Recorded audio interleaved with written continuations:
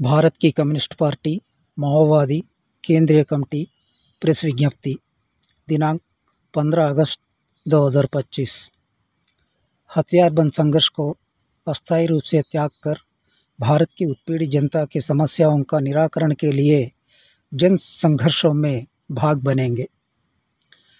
भारत के माननीय प्रधानमंत्री, गृहमंत्री, माओवादी आंदोलन से प्रभावित राज्यों के मुख्यमंत्री एवं गृहमंत्री, शांति वार्ता के प्रति सानुकूल रवैया अपनाने वाले सत्ता एवं तमाम विपक्ष पार्टियों के नेतागण, शांति कमेटी के साथियों, पत्रकारों एवं जनता के सामने बदले हुई हमारी पार्टी के रुख को इस प्रेस विज्ञप्ति द्वारा हम स्पष्ट कर रहे हैं। 2025 मार्च आखिरी सप्ताह से हमारी पार्टी सरकार के साथ शांति वार्ता के लिए गंभीर एवं ईमानदारी से प्रयास कर रही है। हमारी पार्टी के केंद्रीय कमेटी का प्रवक्ता कॉमरेड अभय के नाम पर मई 10 को स्वयं हमारी पार्टी के माननीय महासचिव एक प्रेस बयान जारी किया था। उसमें उन्होंने हमारी पार्टी हथियार छोड़ने के बारे में उल्लेख करते हुए इस अत्यंत महत्वपूर्ण विषय पर हमारी पार्टी के सर्वोच्च नेतृत्वकारी कामरेडों से सलाह मशविरा करने के लिए 1 माह के समय की मांग करते हुए सरकार के सामने सीज़ फायर का प्रस्ताव रखा था, लेकिन दुर्भाग्यवश उस पर केंद्र सरकार अपने सानुकूल रुख को जाहिर नहीं किया था, बल्कि जनवरी 2024 से जारी अपनी घेराव और उन्मूलन सैनिक हमलों को और तेज किए हैं। फलस्वरूप सैकड़ों की संख्या में सशस्त्र पुलिस बल की तैनाती कर चलाए गए घेराव एवं उन्मूलन हमले में 21 मई को हुई एक भीषण हमले में साहसिक रूप से प्रतिरोध करते हुए हमारी पार्टी के महासचिव कॉमरेड बसवराजू सहित केंद्रीय कमेटी के स्टाफ एवं उनके सुरक्षा गार्ड के 28 साथी शहीद हुए। उपरोक्त परिप्रेक्ष्य में उनसे पहल किए गए शांति वार्ता के प्रक्रिया को बीच में आधा अधूरा ना छोड़कर उनके विचारों के अनुरूप शांति वार्ता को आगे बढ़ाने के लिए हम यह निर्णय लिया और उस पर इस प्रेस बयान को जारी कर रहे हैं।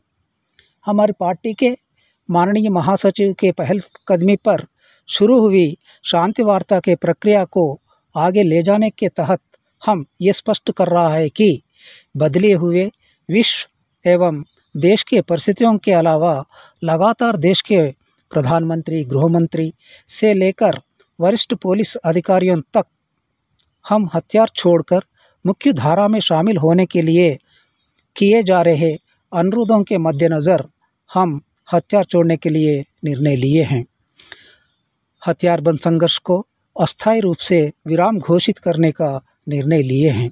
हम ये स्पष्ट कर रहा है कि भविष्य में हम जन समस्याओं पर तमाम राजनीतिक पार्टियों एवं संघर्षरत संस्थाओं से जहां तक संभव हो कंधे से कंधा मिलाकर हम संघर्ष करेंगे।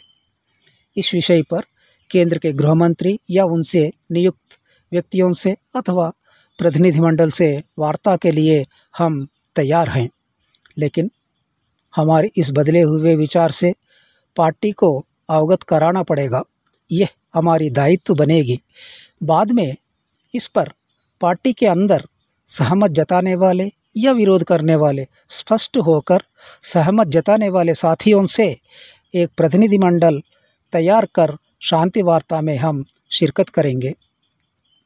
वर्तमान में हमारे संपर्क में रहे सीमित कैडर एवं कुछ नेतागण साथी इस नई रुख पर अपनी पूरी सहमति जता रहा है।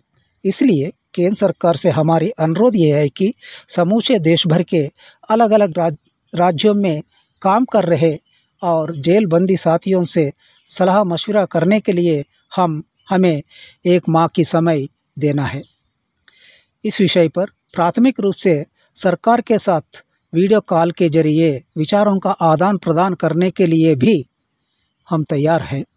इसलिए और एक बार ये स्पष्ट कर रहा है कि फ़ौरन 1 माह समय के लिए औपचारिक रूप से सीज़ फायर की घोषणा कर खोजी अभियानों को रुकवा कर शांति वार्ता प्रक्रिया को आगे बढ़ाने के लिए और कौन से बह रहे जंगलों को शांति वनों में तब्दील करना आपसे लिए जाने वाली सानुकूल रुख पर ही निर्भर करेगी।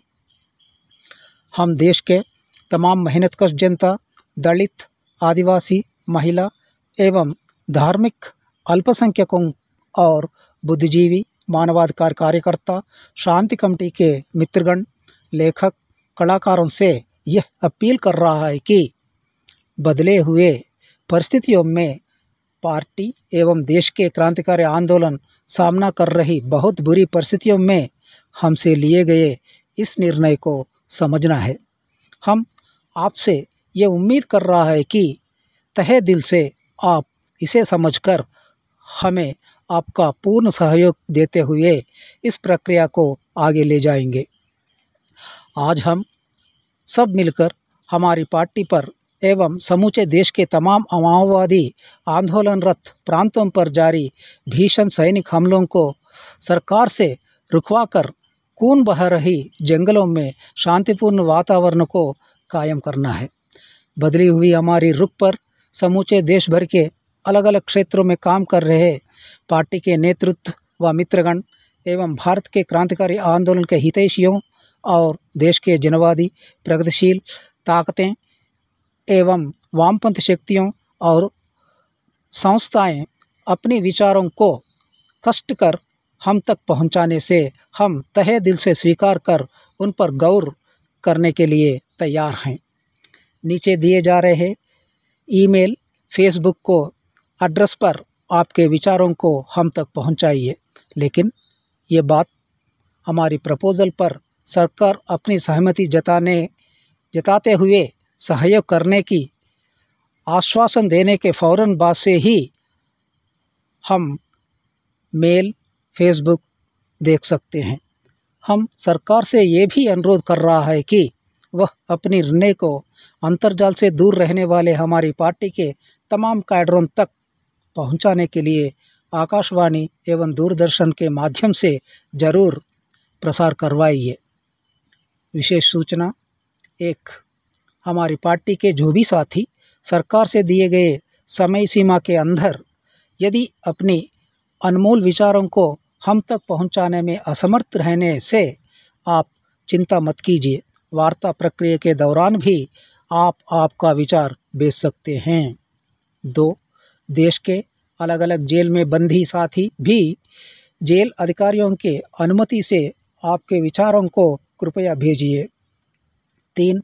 राज्य committee, special area committee, special zonal committee, सब जोनल ब्यूरो सहित पार्टी के अलग अलग स्तरों में प्रवक्ता के जिम्मेदारी निभा रहे साथीगण एक मत के साथ राय प्रकट होने पर प्रवक्ता के नाम से भी भेज सकते हैं।